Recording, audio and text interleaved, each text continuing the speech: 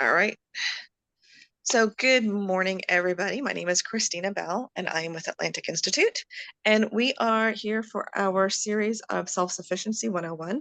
We are going to be talking today with Luann Newsom.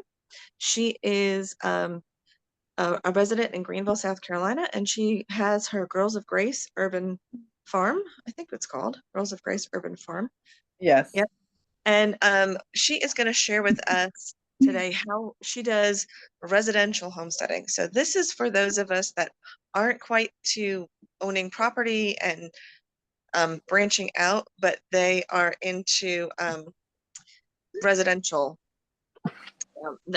starting something in their home at their residence. So she's going to go ahead and give us a conversation on that and give us a little tour and walk around. So Luann, if you could go ahead and take it away, introduce yourself. Okay. All right. Also, just hit spotlight for her. Also, you guys that have questions, please go ahead and put them in the chat, and the girls will stop periodically every once in a while, Luann, and read you a question for you to answer. Okay. Good. Okay. All right. Like you said, I'm Luann. I do live in Greenville, South Carolina. I think they just changed us to Zone 8A. We were 7B. I'm a widow, and I have 2 grown sons, 3 grandchildren. I broke my leg in March, so the garden looks very different this year, and I'm learning to adjust and accept that I had an injury and things are going to be different. I have lived in my house for 32 years. I'm in a neighborhood that was built in the 80s, so we don't have an HOA. But being in the county of Greenville, I am limited to how many chickens I can have, and I'm not allowed to have a rooster, which is fine. Being in a neighborhood, I didn't want a rooster that close to the house. I have been gardening for 40 years. I have 13 chickens. I grew up in the city right outside of Washington, D.C., but my mom would go in the country and buy a bushel of something and come home and can it. Now, she did not like me to be in the kitchen with her, so I learned by just watching. And then when I was 18, I did my first canning project on my own. I learned my first bit of gardening from an old time farmer from Georgia. And then I met a man who had been an apple farmer in Michigan, and he had moved to Greenville. And those are the 2 people that probably really got me started. The reason I do this is I want to know where my food comes from. I want to know how it was grown. I want to know if it was sprayed, how it was taken care of. I also want to eat local. I do have a good community around me. I do barter. I do trade. Many people can't have chickens. People come do stuff for me or offer me something. I'm like, would you like eggs in place of it? I went to a friend's house yesterday and he had extra plants and he knew about my leg situation. And I said, next time you're my way, stop and get some eggs. And it's just developing that community and having people to help you. I'm going to turn the camera around and start for here. I'm going to go out front first and show you the basic neighborhood, show you I am in a suburban area. The neighbors had some heavy equipment going and are working. It looks like they're taking a break, which is awesome. Let me turn the camera around here. So I'm in the cul-de-sac, which gives me a great wide yard. It's kind of a pie-shaped yard, but I'm in a very residential neighborhood. Just want you to see that. I have planted vegetables in the front yard before. Not right now. I decided to decorate the porch this year and put a lot of flowers out. I do flowers also to attract bees and butterflies. I want my things to be pollinated and taken care of. So there's my neighbor's house right there. So we're pretty close, not as close as they build neighborhoods these days. Airplanes flying over. So I'm just going to go through the back gate here and we're going to go to the chickens first. I do have a mini golden doodle who will probably pop in and out of the picture because she wants to be everywhere that I am. There she is. This is Lexi. Lexi's 1 year old. I train puppies for a doodle company on the side. So this is my backyard. Coming through my gate. It's pretty wide. And we're gonna go up to the chickens first. So most of the chicken coop and run were built by myself and another lady. We got a lot of our materials from Habitat for Humanity. We did recently, 4 years ago, have someone rebuild our coop. We originally started with the building that was here on the property, and it was the old dog house. And we converted that into the original first chicken coop. I wanted everything to match a couple years ago, so I painted everything yellow and red and just stained the wood to make it last longer. I have two runs here, a front run and a back run. Some of that is so when we have babies, we can put them in front and separate them. If we have new chickens, we can separate them. If someone is sick, we can separate them. Right now, there are 3 reds in the front, and I actually forget if they are Rhode Island Reds or if they're red sex links, but they became very mean and aggressive, and they were pinning down our newer chickens. And so they got separated, and come winter, they may be soup. They can't stay out here in the summer. There's not protection for them. So I'm going to have to plan to do something with them. I've had chickens for 13 years and some of them naturally die. I've only lost 1 or 2 to predators. I usually have friends who will take older chickens who have property to run. I usually don't butcher my older chickens. I have occasionally, they're tough to eat. So if I do butcher, then they become soup, or I actually will feed the meat back to the chickens. They need the protein. And so I have done that. We have a broody chicken here. This means that she wants to sit and hatch eggs, and she's really not happy with us right now. We call this chicken jail.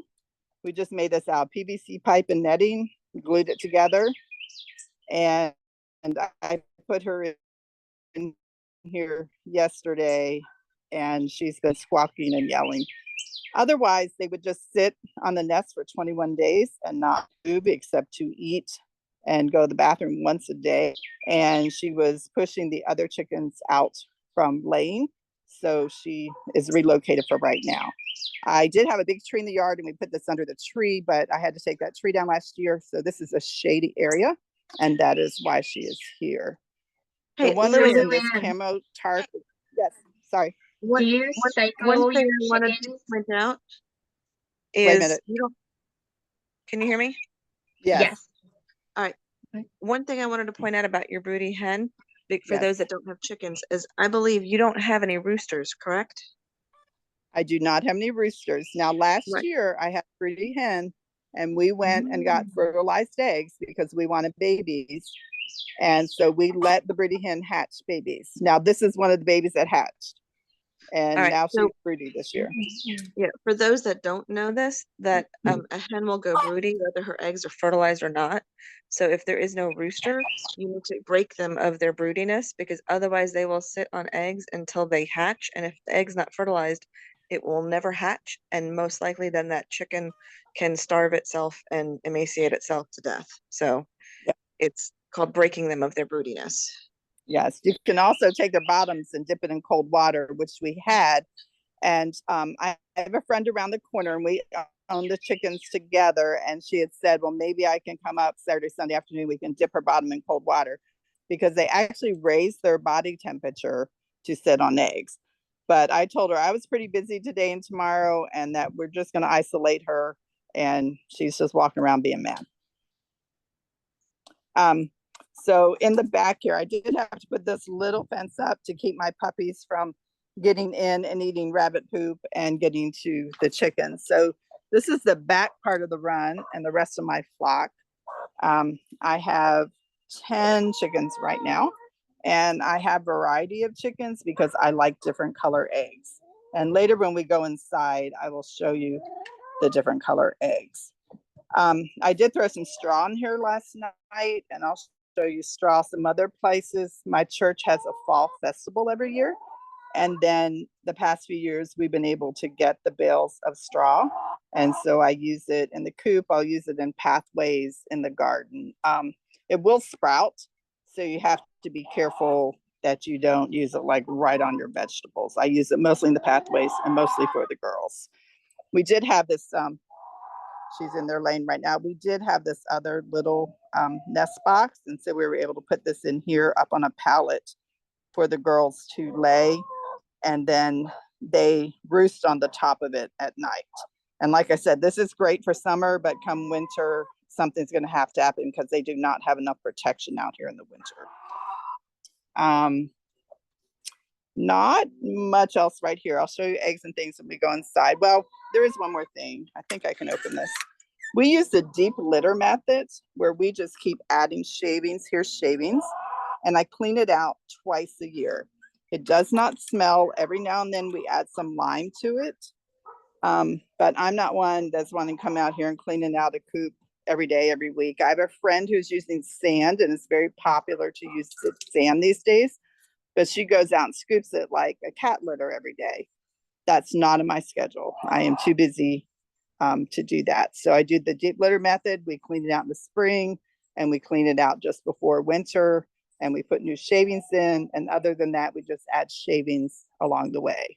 I do cover this door here and this window with plastic in the winter, and just to keep it warm. And when it gets really cold, I put a tarp on the back just to keep the wind from really cold, not really warm, to keep the wind from blowing through. I do have a fan out here, and if we get 92, 93, I will put a fan on them. Chickens will die of heat faster than they will die of cold. So they do get a fan. The other thing we do is we freeze watermelon rinds. And on really cold days, we give them frozen watermelon rinds, and they hold that in their crop, and it lowers their body temperature. I'm going to move on to the rabbit, unless Christina, you think of any questions right now while I'm still here at the chicken coop. No, Do that's you good. cycle out your chickens? Like when they stop laying as many eggs, do you cycle them out often? I do, like usually about age 4. And like I said, I've had several just die of natural causes. Chickens don't live that long, 7 or 8. Yeah. One of our very original chickens lived till she was over 8 years old. But usually I can find a friend who either has property or someone who just wants to start chickens and see if they like it. And I'll say, well, this chicken will lay you a couple eggs a week. And they're like, that's fine. I just want to see if I want to do this. So I've been able to find someone else to take the chickens. I've never just like take them and put them down because they're old. Right. Okay. Now, right next to here, now usually this isn't here, so this is cramping my style a little, but right next to it is my rabbit. And we've had a couple of rabbits. This is Butterscotch. And Butterscotch has a story. Yes, she's very, very sweet. We had a rabbit named Wiley, and he lived his life, and he died at, I think, age 6 or 8. I can't remember. And I got another rabbit, and she just was not nice. Her name was Oreo. She was black and white. She was a Rex and something else. And she was mean. So a friend of mine who raises rabbits took her and gave me one of his. And she was okay, but she wasn't as nice. And I said, I'm cleaning the cage out. I'm not going to have a rabbit for the winter. I'll wait till spring. I'll get a baby from somebody, and we'll start over, because I have 3 grandchildren and I don't want them to be afraid of being bit.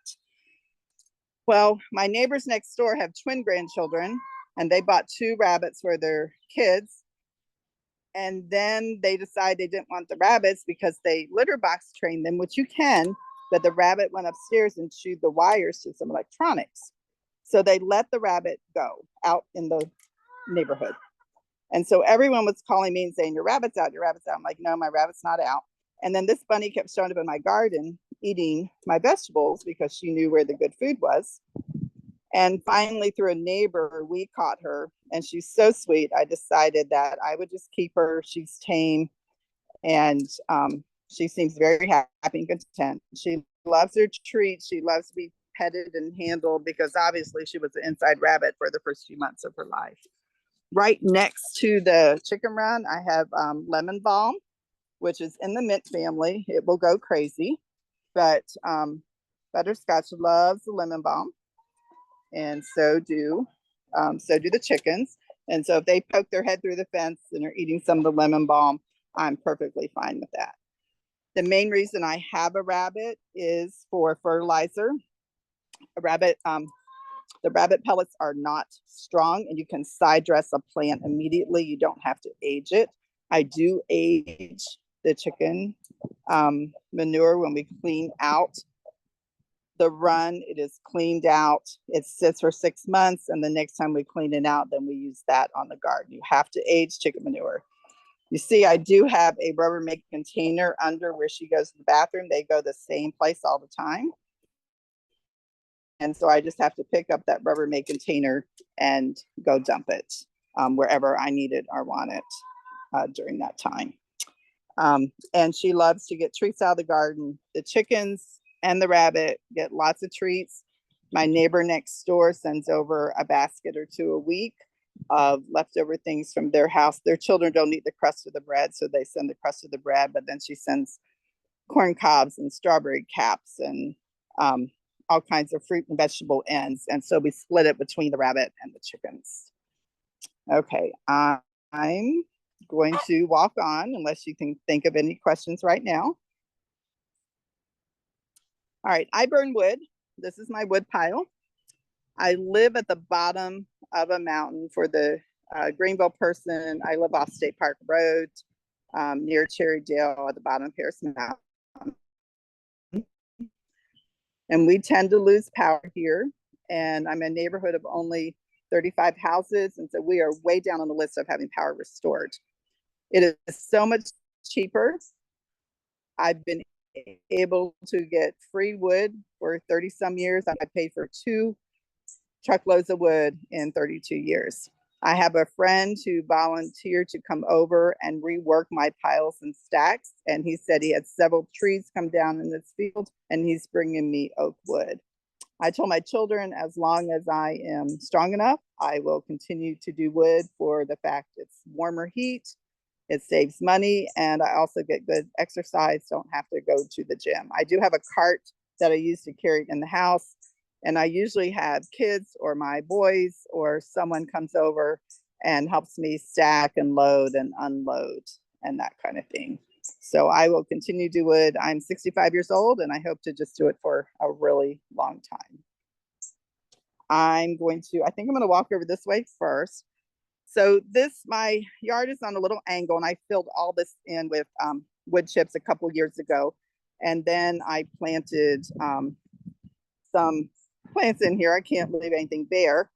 And I'm really particular now. Things have to be low maintenance, produce food, because as I get older, I know it's going to be harder for me to take care of. But this is a Japanese persimmon tree. It is called a Fuyu persimmon. It is my favorite. It is not like the old Southern persimmon that turns your mouth inside out. This looks like about the size of an orange. They're very, very sweet. And this tree has reduced wonderfully for me. We eat them raw. I dehydrate them. I make a sauce out of them. I'm going to zoom in here, and I think you can see the baby persimmons on here.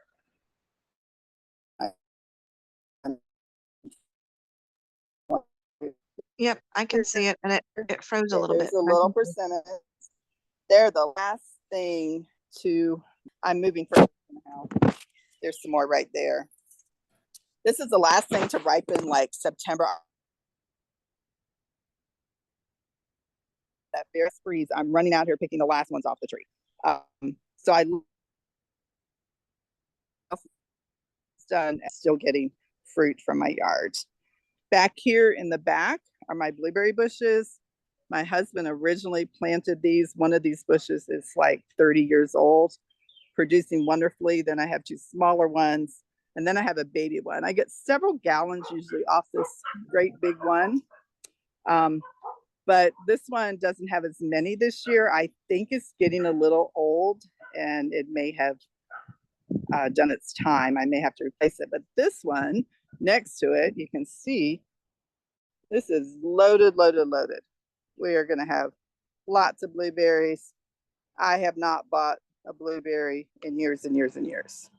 I did run out this winter though. I went to the freezer to get blueberries and there weren't any left. I was like, oh no, I didn't put enough up. I will also make blueberry pie filling and can it. I will make blueberry some marmalade. I've experimented with that recently. I will do blueberry juice. This is my little baby blueberry, and it's an earlier variety. So we've been eating on this, and this is about finished. So then we're moving. I started picking off of this big one, and then we'll move to the other. So for, I'm not sure how long, maybe 8 weeks, I can just eat through bush to bush to bush because they do come in at a little different times.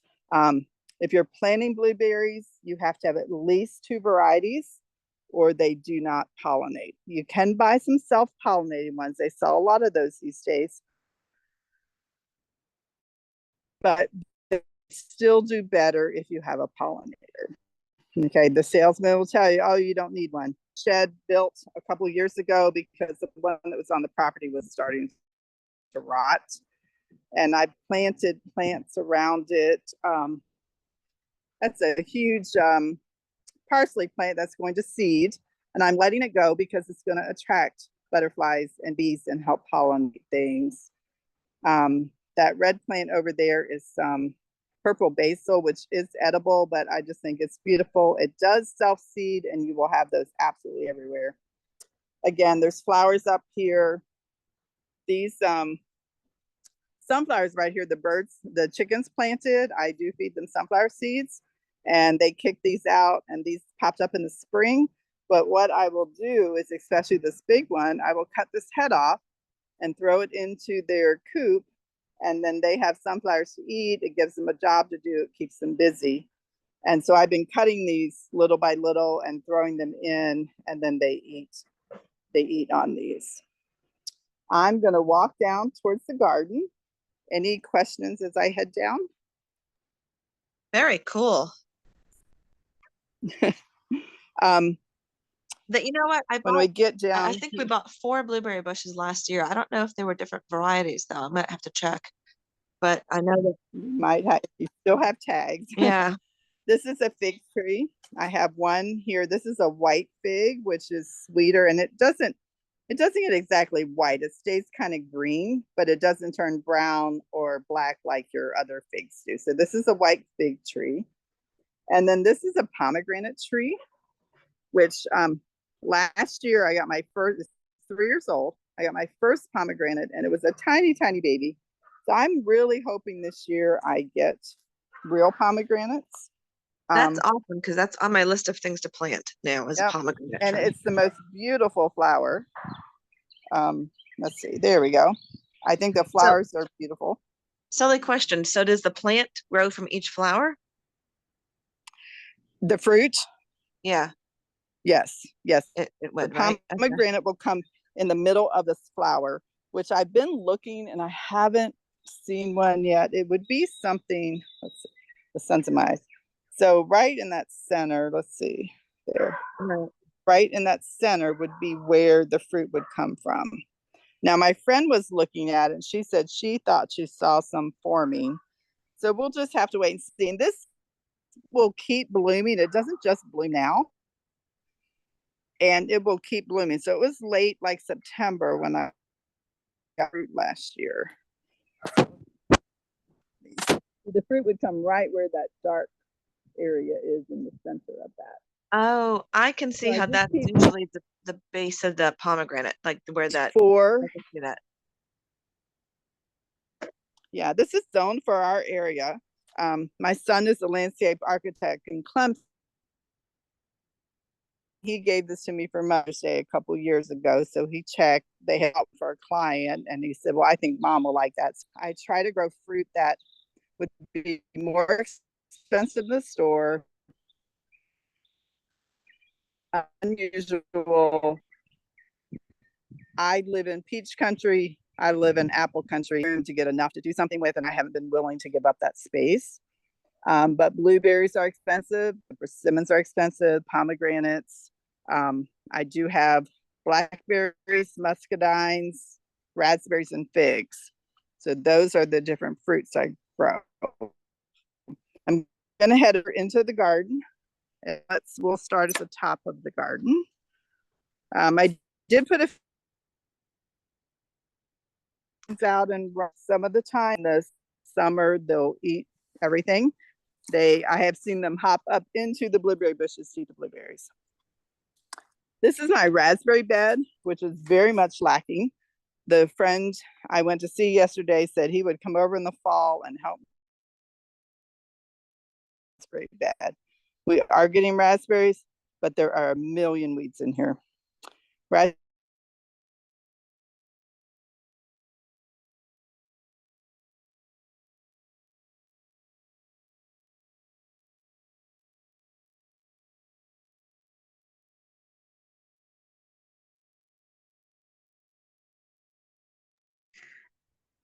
Luann, I think you might have froze up a little bit for a second. Okay, I'm getting further. What did you hear last? You were talking about the raspberries, but I think you froze up. Sometimes it helps if you don't move too fast. Okay, I'll stand right here. I'm a little closer to the house. So raspberries grow in canes, and there's new canes and old canes. I have not cut out the old ones from last year because that should have been done when I was down with my leg. And I think y'all I don't know if I froze here or not, but I do have a friend who's going to come help me work this bed in the fall and redo this bed. This bed here where Lexi is, I just dug carrots out last week. The carrots had been there all winter. And my neighbors planted this tree a few years ago, which really upset me because my garden was in full sun. Now I get partial shade. So what I did down here is I have some of the cooler crops. There's still some chard and some kale and some broccoli. And since this is shady, I think I can get these, part way through summer.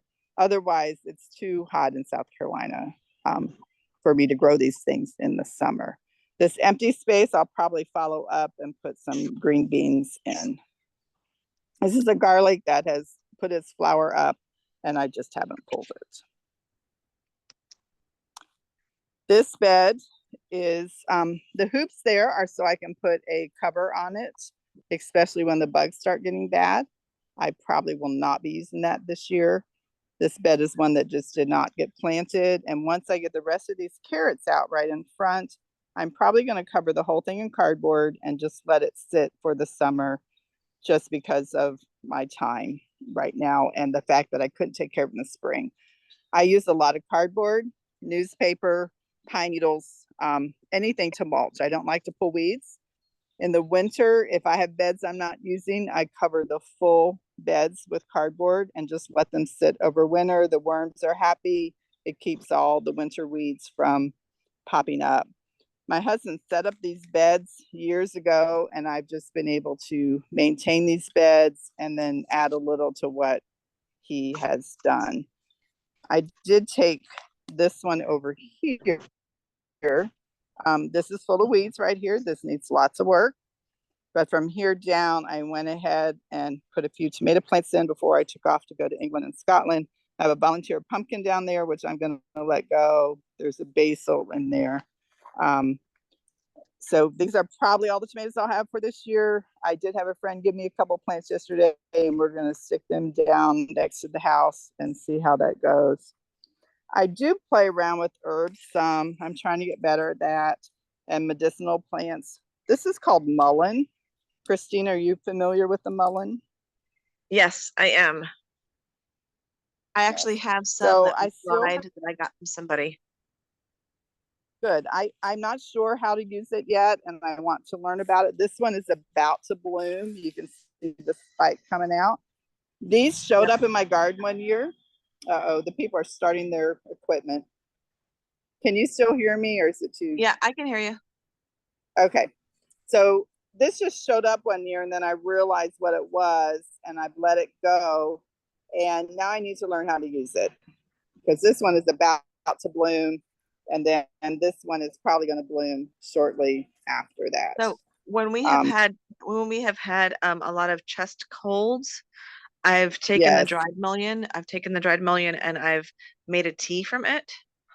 And yes. I've drank it, and not for Okay. nothing. I don't know, it sounds funny, but you can actually take the dried mullein and roll it up and smoke it as well. Like, I read that. and that will get into your lungs and it will help clear the congestion. So when you made the tea, did you use the leaves or the flower? I used the leaves. Okay, because I think there's something you can do with the flower too, but I'm not sure. Yeah, there might be. So, I was just gonna ask how you water everything. So, um, I'll tell you that in a minute. These are my little itty bitty tiny squash plants that were planted just before I left to go to England. And I did do this soaker hose. I'm not a huge fan of it. I was gone. And I put a timer on it. And that soaker hose goes under this mulch, and it does go around these tomato plants. I thought if I could keep the squash and tomato plants alive, if that's the only garden I have this year, then that's what it is. I mostly water with my rain barrels. Let's do that next, since I'm right here. My son built my first rain barrels, and they finally gave up. And I found this guy, and I had this done to each other.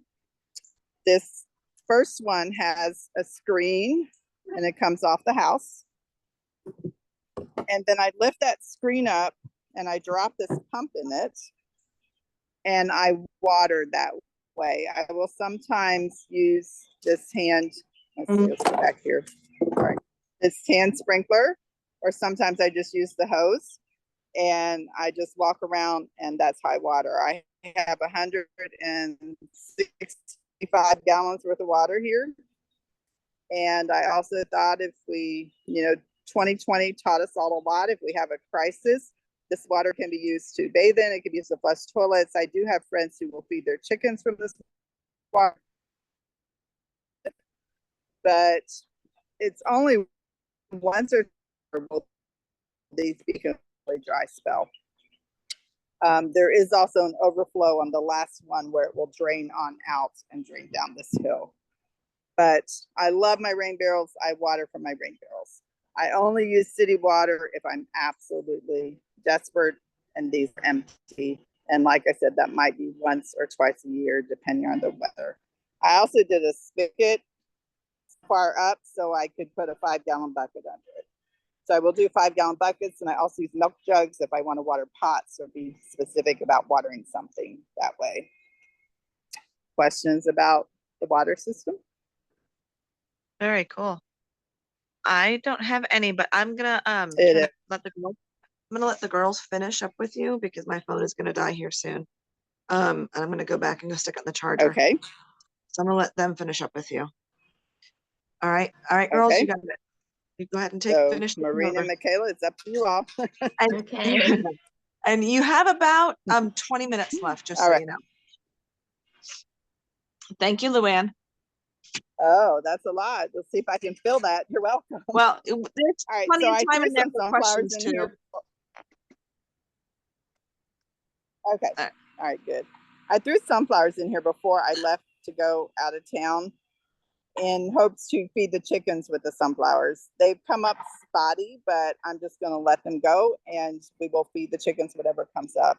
I do plant zinnias every year, and they come back, and these are volunteer zinnias. Those are mostly used. I do cut flowers, take them to friends. I put them on my table, and they also attract the bees to help pollinate. This is sort of an experiment.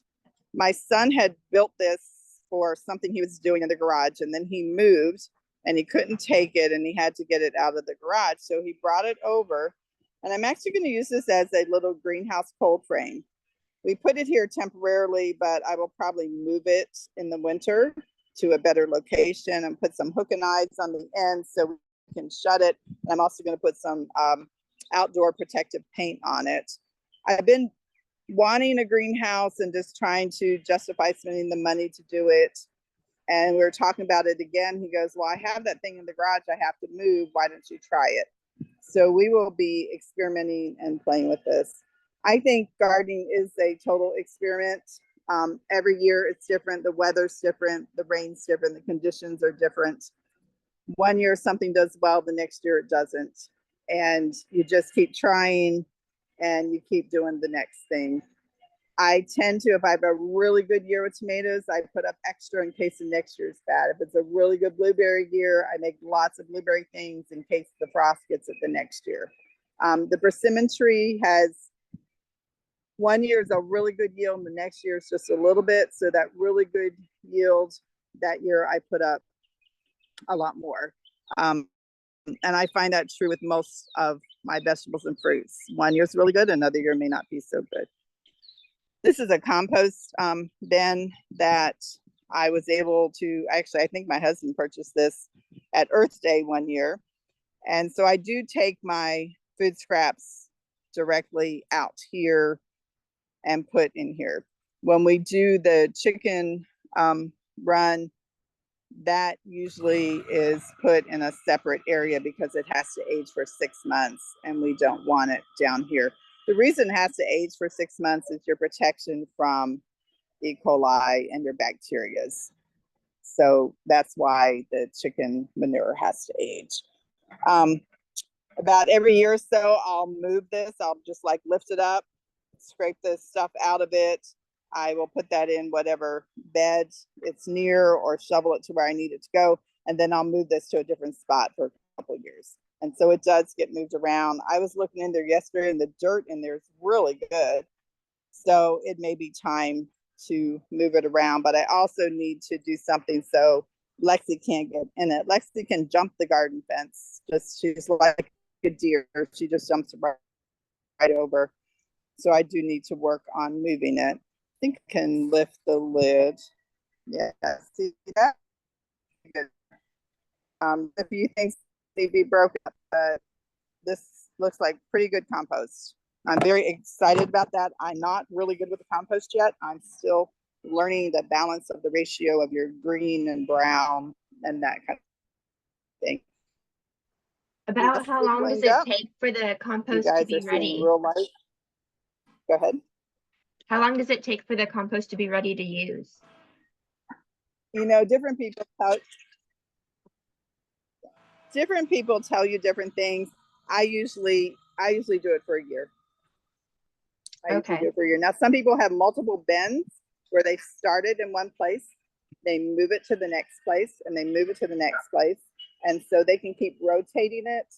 I have not taken space to set up rotating, so I just leave it in there for about a year, and then I use it, and then get off of me. All right, Lexi. All right, I'm gonna go through my gate. This is my side gate over here. And these are my blackberries along here. They are not doing great this year. I don't know why, but these are the blackberries.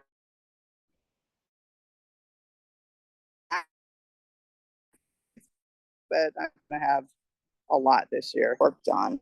I think your screen's a little frozen. Uh-oh. Yeah, I'm moving away from the house. All right. Is it any better? Not quite. Okay, what are you seeing or not seeing? Okay, right now we see a box with some bags in it. Okay. All right. I'll stand here. I think I moved closer to the house.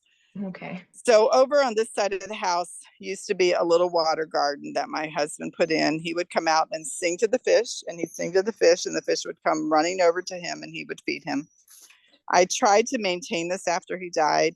My sons came over, cleaned it all out. We bought a new pump, a UV light, and I just couldn't maintain it. And I said it was too much stress for me. We enjoyed it during the time that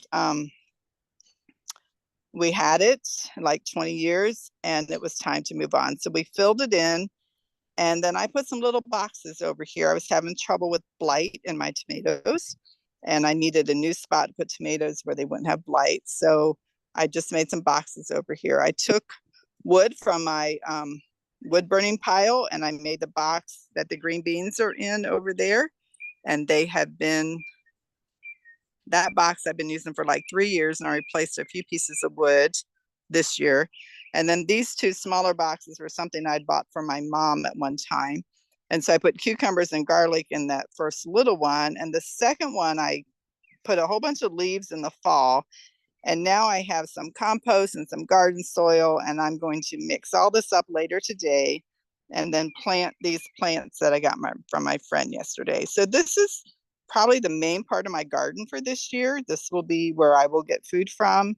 And then I'm just going to probably reach out to other farm friends and buy some stuff, or, get them to share or barter to do what I need to do for this year. I still have a lot of tomato products canned, so I don't feel like I have to do lots of tomatoes. Above here are my muscadines. I get lots and lots of muscadines. Again, they ripen in August and September, so they're late, and when everything else is dying, you still have fresh fruit. And I'm not going to move just because of the signal, but my other fig tree is down there at the end on the corner of the house, and that's a brown turkey fig. And I usually get gallons and gallons off of there. I offer friends to come pick, and I have friends come pick, and I share all the time. So Do this is you where do a lot of my anything with fruit the is, on this muscadine? side of the house. I will make juice with them, and we eat them mostly. I have made jelly also. And again, it's one of those things where I do share a lot. I buy grass-fed beef gelatin powder through Amazon. You can get it at like Whole Foods and places like that. So I will juice some of my fruit and make jello. So you don't have all the dye in your fruit, but not all the additives you would get in a box of jello. So a lot of times I'll cook the muscadines. Yesterday I cooked some blueberries and raspberries and then just put them over a strainer and got the juice out of them, and I will use those to make jello, or I can use it to make jelly. Very cool. Well, I'm on YouTube. Sorry. Okay, sorry. My here. So we have, again, it's going to seed, but I'm going to let it go. Also, I think it's the swallowtail flies and caterpillars like to eat this parsley and lay their eggs on this. So I like to leave that for them. And I've got some oregano over here. And I will take these in and dry them.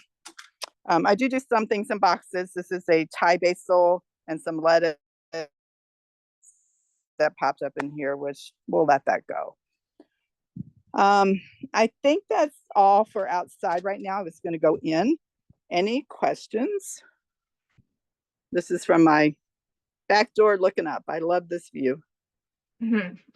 I don't see any questions in the chat, and I don't have any questions.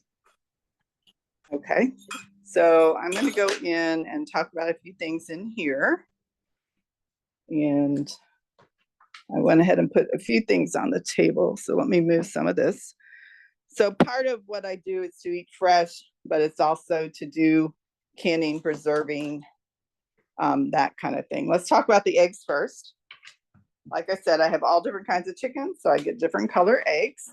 And here's some of these are today's and some are yesterday's. The US is one of the few countries that refrigerates their eggs. As long as you don't wash your egg, it does not have to be refrigerated. It has a natural, what they call bloom on it when the chicken lays it, that protects it. When we wash it, we remove that bloom and then we have to refrigerate it. When I eat eggs, I have this in the kitchen on top of my canisters. I put the shells here. And then about once a week or so, I have this bag and I just keep using the same bag over and over. And I crush the eggshells. I take a rolling pin usually and roll them. My grandchildren love to crush the eggshells, so that's part of their job. And I either feed the eggshells back to the chickens because it helps to harden their eggs, or I put it in the compost, or I sprinkle it around plants. It Do does help you to wash out the eggshells at all or bake them? Because when I've heard of people doing that, some people say you have to bake them in the oven or you have to wash out the eggshells first before you do that. I have heard that. I usually do not do either. They sit here until they're really dry. And I feel like that kind of takes the place of the baking. Some Okay. people automatically do bake them, but these are really dry and brittle now. Even, let's see, like even inside there is like some of the white here, but it's all dried up. And you would Okay. be doing the same thing in the oven. Right. So this is, it's a cycle. With the garden, leftover vegetables, vegetable bug ate, even like green beans, I pick all the green beans, pull the green bean plants up. The chickens get the green bean plants. They get the leftover vegetables. And it's a cycle. They produce eggs. I feed them stuff from the garden. They give me fertilizer for the garden. And we make a complete cycle of everything. I just put out some canned food here. I can lots of things. This jelly came from my friend's farm yesterday. The one thing I've started canning in recent years, which I love, is chicken. Some people get really afraid of canning meat, but opening this chicken, it is the best I've ever had. I obviously don't raise my own meat chickens. I have done that before and I have butchered. It's just not something in my life right now. But I will find good chicken on sale, no antibiotics, no hormones, that kind of thing. And I'll just can a bunch of it. I can take that out, make soup, make a pot pie, chicken salad. I drain the juice off and cook rice with it or noodles.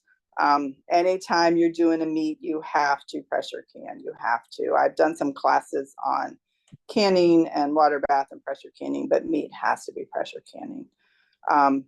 I have out here apple pie filling, dill pickles, applesauce, salsa, tomato soup, the chicken, and then I make Christmas jam, which is cranberries, strawberries, oranges, ginger, spices, and I make a lot of that every year, and I usually sell some of that.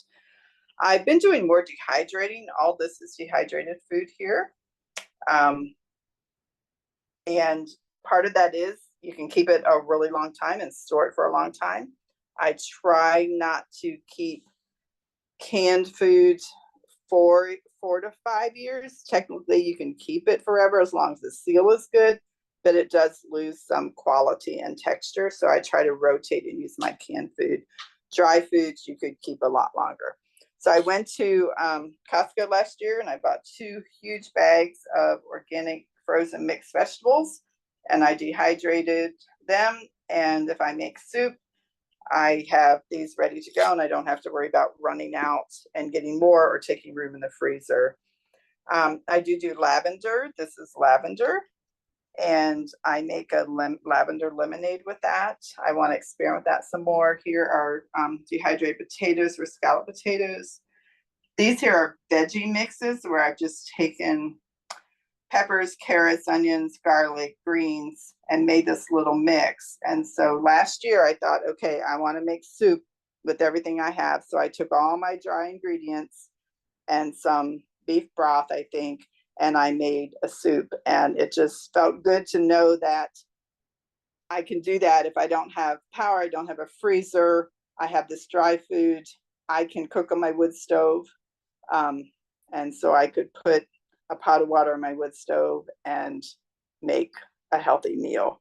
I do dehydrate onions, so I always have it. Sometimes you just can't run to the store or you're out of something, and having it dehydrated, it's ready to go.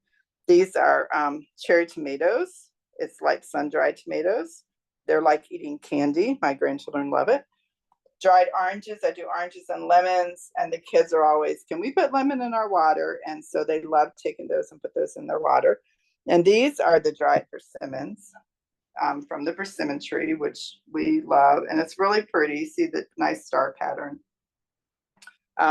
So I've been trying to dry a lot more food and using it in that way. Okay, I think, oh, I'm showing you my pantry. I love my pantry. So excuse all the dog toys. Like I said, I trained puppies. They are asleep in the back right now. I put them down for a nap, but the toys. So my husband and I were able to buy this right when we were married and got this huge deal on it. And I don't know if I can back up enough, but this is my canning pantry. And I love this thing. We counted one time how many jars it would hold, and I really don't remember, but I eat out of this all the time. And when I got super cool. It is really cool. The story behind this is we went to a home and garden show and they had this and we're like, this is really cool, and found out they sold it locally. So we went down to the local store, and we'd been married like 4 months. And this was in 1979 and it was $1,200. And we're like, oh, Wow. well, no, that's not in our budget. And the guy says, we have this one that's damaged in the back. And I said, okay, we'll look at it. My husband had gone to carpentry school and he knew how to fix some things. And so we went back there, and what was damaged is this piano hinge in the middle had come off. So these screws on here, my husband put on there. And then they said there were a bunch of scratches on the top. Well, we got it home and the scratches on the top were tape. And this just needed those screws on there. And they sold it to us for $300. Wow. And I was married like whatever, 1979 was almost 40 years or 40 years now. And we've had this whole time. I love it. Both sides open. Obviously, you can see I can keep a lot of food in here. And then the top is just large, big shelves. But most of my canning food is in here. My grandchildren love to get in here and try to hide. And they want me to close them in the pantry. So we play games in the pantry. Okay. Any questions? I think that is most of what I had to say. Okay. If anyone has any questions, you can feel free to unmute yourself and ask, or put it in the chat. Trying to think. I'm going to get my list and see if there's anything I left out.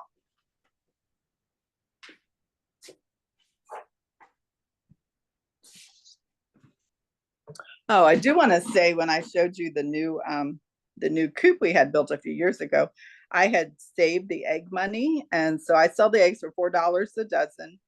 And I would just have a little envelope and I put it in, and we paid for a good majority of our coop with our egg money. And so that was kind of fun to be able to do that. I usually just use the money to supplement the feed. And it doesn't pay for all my feed. It doesn't pay for all the care of the chickens, but I'm getting eggs, I'm getting fertilizer, and I'm getting the joy of just the chickens. My grandchildren love the chickens. But it does help to be able to put that money back and to supplement what it costs to maintain them. Right. Yeah. Okay. Anything else, girls? I don't know. I'm not seeing any questions. Okay. Everybody knows everything. Yeah, I think I've asked all my questions. Okay. Well, I love what I do. It is a lot of work. I have to space it out, especially with my leg like it is. I do hire teenagers sometimes to come help me. And my grandchildren love to come eat through the garden. And they are 4, 6, and 8 years old. So they're getting to the point where they can help with some little things in the garden. They do help plant. I do sometimes start seeds inside, and I have a little grow light, a little shelving system that I will do that with. But I also have friends that I will trade with. And I do really recommend community. There's some Facebook pages here.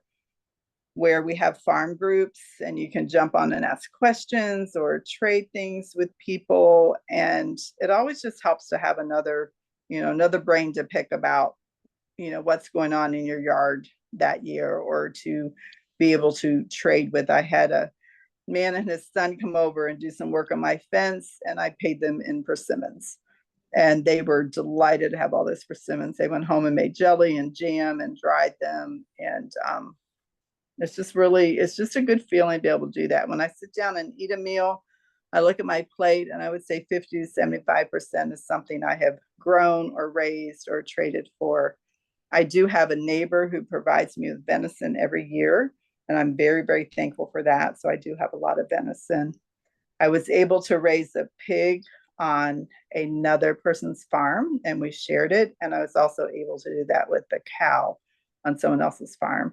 And that was a few years ago. So my meat supply is getting a little low, and I'm going to see if I can do that again with somebody, since I obviously cannot have a cow or a pig in this neighborhood. Right. Or a goat. Yes. I see no questions, and I think we're at the end of our time. If Okay. anyone wants to unmute and say thank you or say goodbye, you can feel free to do that now.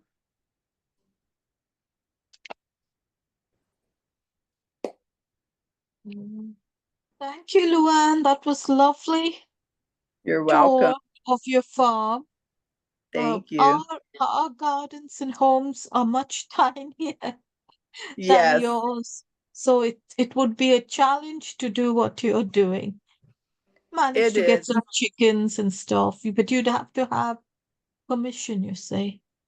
So, but Yeah, it was nice to see good. what one can do and Good. get Well, some new ideas. I enjoyed the gardens in England. I enjoyed all the flowers and the cooler temperatures for right now.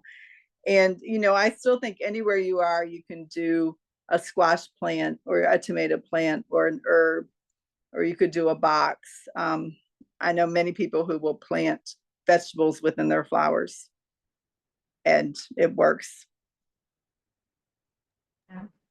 Oh yes, it would work. It does work, but it's a lot of work as well. It is a lot of work. I'm with you there. That's why mine looks very neglected this year.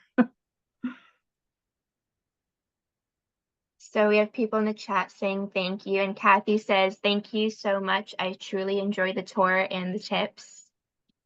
Good. You are so welcome. This was out of my normal thing to do, but this was really fun. Yes, it was out of our normal thing as well, but it was very fun. Well, we all did well, and then hopefully the lady had her baby. Yes. Okay, well, I think we can end it now. I'm going to stop the recording. All right.